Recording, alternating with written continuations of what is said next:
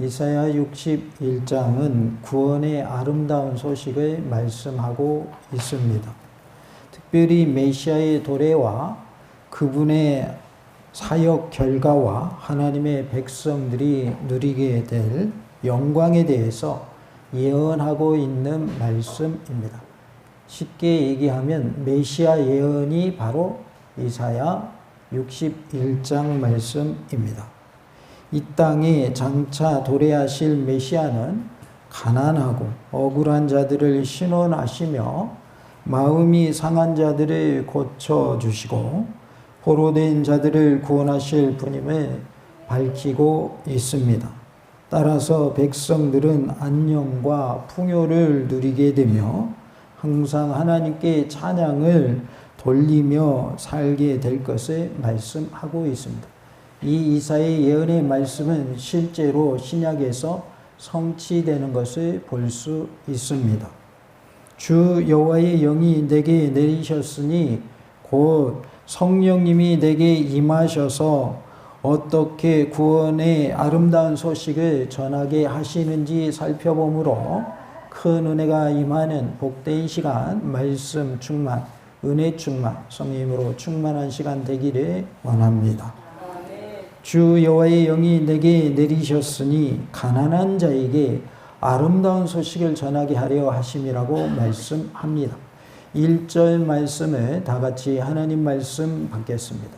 주 여호와의 영이 내게 내리셨으니 이는 여호와께서 내게 기름을 부으사 가난한 자에게 아름다운 소식을 전하게 하려 하심이라. 나를 보내사 마음이 상한 자를 고치며 포로된 자에게 자유를 갇힌 자에게 노임을 선포하며 아멘. 주 여호와의 영이 내게 내리셨으니 가난한 자에게 아름다운 소식을 전하게 하려 하십니다. 이렇게 말씀을 합니다. 이것은 곧 심령이 가난한 자에게 구원의 아름다운 소식을 전하게 하심을 말씀하고 있습니다. 주 여호와의 영이 내게 내리셨으니 라고 했는데 이것은 바벨론에서 고통받고 있는 이스라엘 백성에게 위로를 주기 위해서 이사야가 공식적으로 이임받는 대목으로 볼 수 있습니다. 그러나 보다 근본적으로는 메시아에 관한 언급으로 해석되어지는데요. 이것을 뒷받침하는 결정적인 근거는 예수님께서 1절 말씀을 메시아에 관한 예언의 말씀으로, 즉 자신에 관한 예언의 말씀으로 명시하셨기 때문입니다.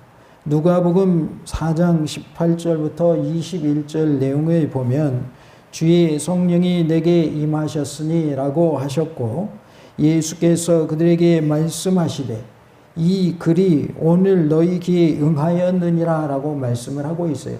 그래서 이사야 61장 1절 말씀은 메시아에 관한 예언의 말씀인데 예수님을 통해서 성취되었음을 예수님께서 우리에게 알려주고 계십니다.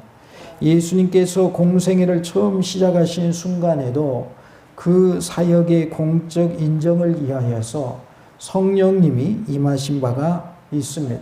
마태복음 3장 16절에 예수께서 세례를 받으시고 그 물에서 올라오실세 하늘이 열리고 하나님의 성령이 비둘기같이 내려 자기 위에 임하심을 보시더니 라고 말씀을 합니다. 예수님이 세례 요한을 통해서 세례 받으실 때에 하나님의 성령이 비둘기같이 예수님께 임하였다라고 말씀을 하죠. 요한복음 1장 32절에 요한이 또 증언하여 이르되 내가 보매 성령이 비둘기같이 하늘로부터 내려와서 그의 위에 머물렀더라 라고 말씀을 하고 있어요. 마찬가지로 성령께서 비둘기처럼 예수님에게 임한 것을 말씀하고 있습니다. 기름을 부으사라고 했습니다. 기름을 붓다라는 말은 마샤흐라는 단어인데 이 용어에서 메시아라는 단어가 유래되었습니다. 이스라엘의 왕과 제사장과 선지자 등은 그들의 중요 직책을 위해서 구별될 때에 그 머리에 기름 부음을 받았음을 알 수가 있습니다.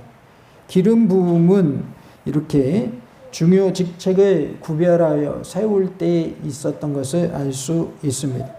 여기서는 하나님께서 메시아를 구별해 세우신 것을 암시하기 위해서 이 표현이 사용된 것으로 볼 수 있겠습니다. 하나님께서 메시아를 구별해 세우신 것을 기름을 부으사 이렇게 표현하고 있는 것이죠. 메시아를 언급하려고 이와 동일한 용어를 사용한 것은 시편 45편 7절과 히브리서 1장 9절에서도 볼 수 있습니다. 시편 45편 7절에 왕은 정의를 사랑하고 악을 미워하시니 그러므로 하나님 곧 왕의 하나님이 즐거움의 기름을 왕에게 부어 왕의 동료보다 뛰어나게 하셨나이다 라고 말씀을 하고 있어요. 즐거움의 기름을 왕에게 부었다라고 표현합니다. 히브리서 1장 9절에 주께서 의를 사랑하시고 불법을 미워하셨으니 그러므로 하나님 곧 주의 하나님이 즐거움의 기름을 주께 부어 주를 동류들보다 뛰어나게 하셨도다 하였고라고 말씀을 합니다. 즐거움의 기름을 주께 부었다라고 표현을 합니다. 가난한 자는 원래 이 용어는 상처나 억압으로 인해서 고통당하는 자를 뜻하며 여기서는 1차적으로 납담 중에 있었던 포로된 이스라엘 백성들을 뜻할 수 있습니다. 그러나 더 나아가서 이 용어는 자신에게는 소망이 없으므로 오직 하나님이 보낼 메시아를 고대하며 사는 심령이 가난한 자를 가리킨다고 봄이 더 정확하다 하겠습니다. 그래서 여기서의 가난한 자는 무엇이 가난한 자일까요? 심령이 가난한 자를 말해요. 나 자식에는 소망이 없다. 그러니 메시아가 오셔야 된다라고 메시아를 기다리면서 고대하는 사람들을 가난한 자 이렇게 말한 거예요. 또 예수님께서 산상순에서 말씀하실 때도 심령이 가난한 자는 복이 있나 이렇게 말씀을 하시죠. 그래서 여기서의 가난한 자는 단순한 가난한 자가 아닌 심령이 가난한 자를 말한다. 그래서 우리의 심령이 가난해야 한다. 하나님을 필요로 해야 하고 하나님을 찾아야 한다라는 것을 알 수가 있어요. 우리의 심령이 부요해지면 좋은 표현이에요, 나쁜 표현이에요? 여기 본문에 의하면 나쁜 표현입니다. 심령이 부요해지면 하나님이 필요 없다는 거예요. 심령이 부요해지면 주님을 의지할 필요가 없다는 거예요. 그러니까 좋은 일이 아니죠. 그래서 우리는 심령이 뭐한 자가 되어야 돼요? 가난한 자가 되어야 할 줄로 믿습니다.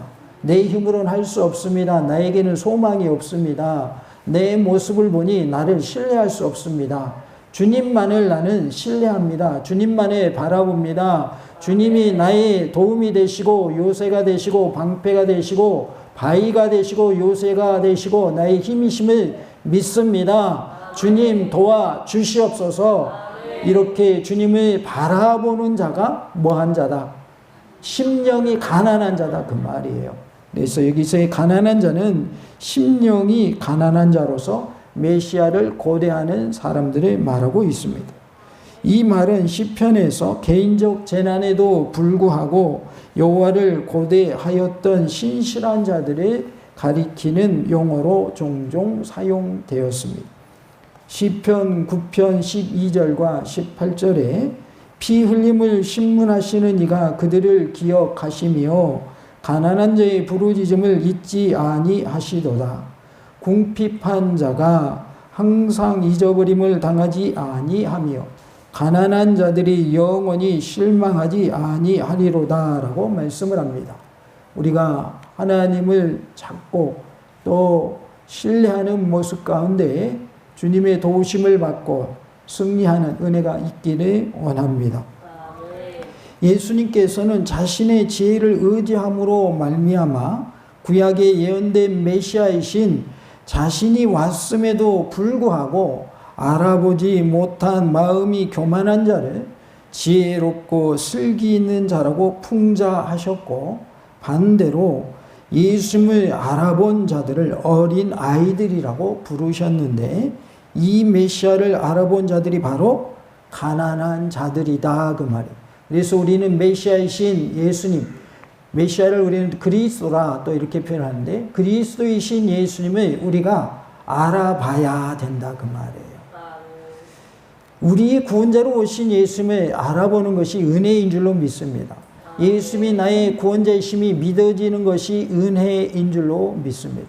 아무리 예수님이 우리의 구원자이십니다. 예수님 믿어야 천국 갑니다라고 외쳐도 그것이 믿어지지 않고 그것을 받아들이지 않는 사람들이 있는데 그들은 이 말씀에 의하면 교만한 자로서 지혜롭고 슬기 있는 자들이다 그 말이에요. 여기서 말하는 것은 풍자다 그 말이에요. 풍자. 진짜로 지혜롭고 슬기롭다는 뜻이 아니다 그 말이에요. 누가복음 10장 21절에 그때 예수께서 성령으로 기뻐하시며 이르시되 천지의 주제이신 아버지여 이것을 지혜롭고 슬기 있는 자들에게는 숨기시고 어린 아이들에게는 나타내심에 감사하나이다. 옳소이다. 이렇게 된 것이 아버지의 뜻이니다. 이렇게 말씀을 하고 있어요. 지혜롭고 슬기롭다고 하는 것은 정말 그들이 지혜롭고 슬기로운 것이 아니라 스스로 그렇게 생각하고 있는 자들을 말하고 있는 거예요. 나는 지혜로운 자야. 나는 슬기로운 자야. 이렇게 생각하고 있는 사람들을 풍자한 말씀이다. 그러니까 진짜로 그들은 지혜로운 것이거나 슬기로운 것이 아니었다 그 말이에요. 그들 생각에 자기 착각 속에서 나는 슬기로운 자다, 지혜로운 자다라고 여겼던 것이죠. 그래서 메시아로 오신 예수님을 알아보지 못했다 그 말. 그래서 예수님 어디에 못 박으라고 외칩니까? 십자가에 못 박으라라고 외치잖아요. 자신들은 지혜롭다고 생각을 하는 거예요. 그러나 실상은 어리석은 자였던 것이죠. 이렇게 예수님을 알아본 자들이 어린 아이들로 표현이 되고 있는데 어린 아이들의 특성을 보면 순수한 것을 알 수가 있어요. 때묻지 않은 마음인 것을 알 수가 있어요. 그래서 우리는 예수님을 믿을 때에 어린아이처럼 순수하게 예수님을 받아들여야 돼요. 예수는 나의 구원자이십니다. 예수는 나를 위하여 십자가에 못 박혀 피 흘려주셨고 그 피값으로 인하여 예수님을 믿는 자에게는 구원의 복을 주셨습니다. 라고 믿어야 된다 그 말. 우리가 이러한 믿음을 가질 때에 순수하게 믿어야지 그거 맞아? 아니 예수님이 죽는 것으로 끝나지 않냐고 부활했다면서 죽은 사람이 어떻게 살아나? 그거 난 못 믿어. 이렇게 되면 믿을 수 있어요 없어요? 믿을 수가 없는 거예요. 요즘 아주 인기 있는 애니메이션이 있습니다. 뭐가 있습니까? 킹 오브 킹즈라는 애니메이션이 나왔어요. 예수님에 관한 그러한 내용입니다. 예수님을 믿지 못하면 우리는 구원을 받을 수가 없어요. 그런데 그 영화를 만든 감독이 이 영화를 통해서 복음을 전해야 되겠다라고 생각하고 영화를 만들었는데 믿지 않는 사람들도 보면서 재미를 느낄 수 있도록 흥미를 느낄 수 있도록 그렇게 영화를 제작했어요. 그래서 아주 인기가 많습니다. 기회가 되시면 한번 보시기 바랍니다. 예수님에 대해서 자세하게 나와 있는 영화인데 아주 흥미롭게 도입을 하고 또 결론을 맺는 것을 볼 수가 있어요. 우리가 복음을 전함에 있어서 진리의 말씀을 있는 그대로 전해야 하고 우리가 전함을 통해서 과연 저 사람이 믿을까라는 것은 우리가 걱정할 부분이 아닙니다. 택하신 자에게는 복음이 전해질 때에 믿게 하시고 받아들이게 하십니다. 그렇기 때문에 우리가 해야 할 일은 무엇일까요? 열심으로 예수님을 전하는 일인 줄로 믿습니다. 가난한 자는 겸비한 자를 뜻합니다. 겸비한 자의 뜻은 겸손하게 자기를 낮추는 자를 말하고 있어요. 그래서 성경 보면 겸비한 자 이렇게 각주가 되어 있는 부분을 보실 수 있을 것입니다. 겸비한 자는 회개하는 자요, 고통받는 자요, 온유한 자요, 심령이 가난한 자를 말하고 있습니다. 주 성령님께서 내게 임하셨으니 회개하는 자, 심령이 가난한 자에게 구원의 아름다운 소식을 전하게 하신다고 말씀하고 있습니다. 성령님께서 예수님께 임하여 회개하는 자, 심령이 가난한 자에게 구원의 아름다운 소식을 전하게 하심으로 구원의 복을 누리게 하셨습니다. 나 또한 성령님께서 나에게 임하여서 구원의 아름다운 소식을 전하게 하심으로 많은 사람이 구원받게 하는 일에 크게 쓰임받는 은혜가 우리 모두에게 있기를 원합니다. 다 같이 합시다. 성령님, 내게 임하셔서 나로 하여금 많은 사람들이 예수님 믿고 천국 가게 하옵소서. 이것이 우리의 고백이 되고 우리의 기도가 되기를 원합니다. 마음이 상한 자를 고치며 그랬습니다. 예수님께서 마음이 상한 자를 고쳐 주십니다. 우리 모두가 예수님을 통하여 상한 마음이 고침받는 은혜가 있기를 원합니다. 상하고 찢긴 마음 예수님을 통하여 치유되고 회복되는 역사가 있기를 간절히 원합니다. 예수님 안에는 평안이 있습니다. 예수님 안에는 회복이 있습니다. 예수님 안에는 기쁨이 있습니다. 주님께서 우리 모든 상한 심령을 치유하여 주시고 회복의 은총을 허락하여 주시사 평안의 복을 누리고 기쁨의 복을 누리는 놀라운 은혜를 허락하여 주실 줄로 믿습니다. 다 같이 합시다. 예수님은 마음이 상한 자를 고쳐주십니다. 포로된 자에게 자유를이라고 말씀을 하고 있어요. 1차적으로는 포로 기환을, 더 나아가서는 죄와 죽음으로부터의 구원을 예언하는 내용입니다. 또한 본 표현은 희년의 때에 모든 종된 자에게 선포되는 자유를 동시에 연상케 합니다.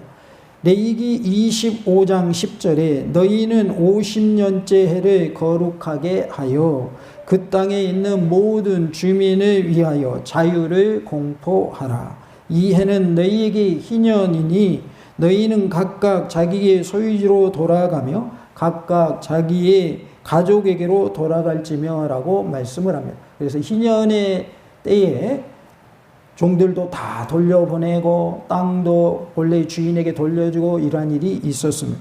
예레미야 34장 8절 9절 말씀에 시드기야 왕이 예루살렘에 있는 모든 백성과 한 가지로 하나님 앞에서 계약을 맺고 자유를 선포한 후에 여호와께로부터 말씀이 예레미야에게 임하니라. 그 계약은 사람마다 각기 히브리 남녀노비를 놓아 자유롭게 하고 그의 동족 유다인을 종으로 삼지 못하게 한 것이라 라고 말씀을 하고 있습니다.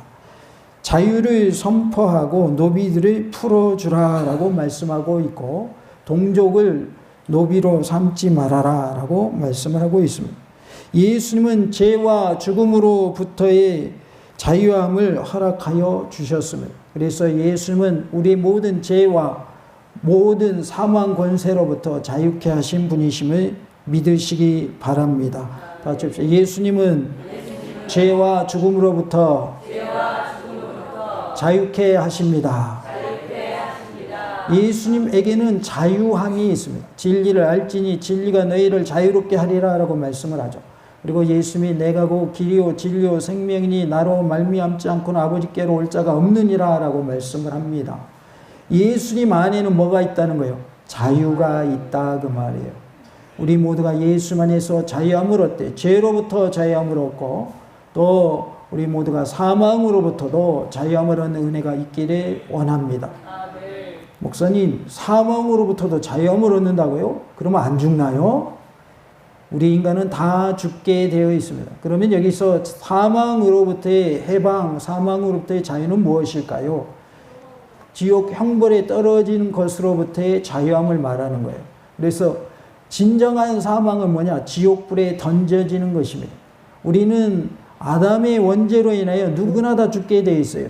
그런데 죽음 후에 예수를 믿는 자에게는 천국이 주어지지만 예수를 믿지 않는 자에게는 지옥이 주어진다 그 말이에요. 그래서 여기서 사망이라고 하는 것은 무엇이냐? 곧 지옥불에 던져지는 것을 말하는 거예요. 그래서 첫 번째 사망은 우리가 죄로 인하여 육적인 죽음을 죽는 것이라면 둘째 사망은 뭐예요? 지옥불에 던져지는 사망을 말하는 거예요. 그래서 우리를 모든 죄로부터 자유케 하시고 모든 사망으로부터 자유케 하신다라는 것을 말씀해 주고 있습니다.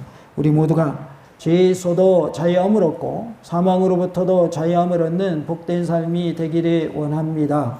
다 같이 합시다. 나는 예수님 때문에 죄로부터 사망으로부터 자유하게 되었습니다. 우리는 죄와 사망으로부터 해방된 줄로 믿습니다. 그러니 우리에게는 멍해가 없는 거예요. 왜? 예수님 내 멍해를 대신 져 주셨기 때문입니다.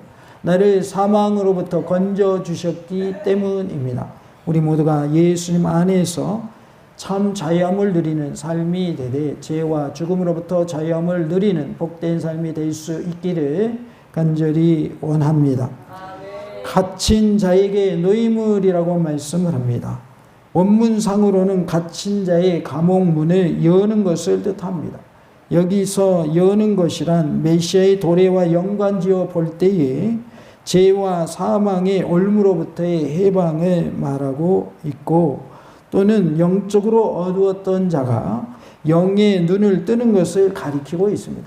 누가복음 4장 18절은 1절을 그대로 인용하면서 오늘 본문 1절에 없는 눈먼 자에게 다시 보게 함을이라는 구절을 첨가함으로써 후자의 뜻을 뒷받침해 주고 있습니다. 즉 영적으로 어두웠던 자가 영의 눈을 뜨게 될 것을 뜻하는 말로도 표현하고 있는 것입니다. 우리 모두가 하나님의 은혜 가운데 죄와 사망의 올무로부터 해방될 뿐만 아니라 어두워졌던 우리의 영적인 눈이 떠지는 역사가 있기를 원합니다.